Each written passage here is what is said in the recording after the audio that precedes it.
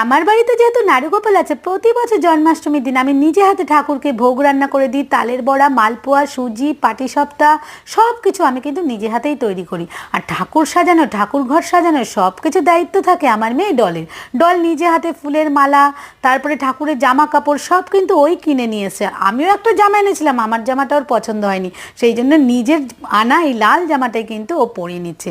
আর গোপু সোনাকে স্নান করার জন্য স্নানের থালাটাও কিন্তু এবার সাজিয়ে নিল। দেখো, একটা পাথরের থালার উপর প্রথমে বসিয়ে ঘি আর মধু মাখিয়ে নিল, তারপর দিয়ে দিল দুধ, তারপরে দিয়ে দেবে গঙ্গার জল।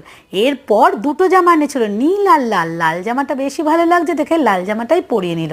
আর আমার আনা শুধুমাত্র নীল রঙের যে গলায় এই হারটা দেখছো এটাই পরালো, আর কিচ্ছু পরায়নি।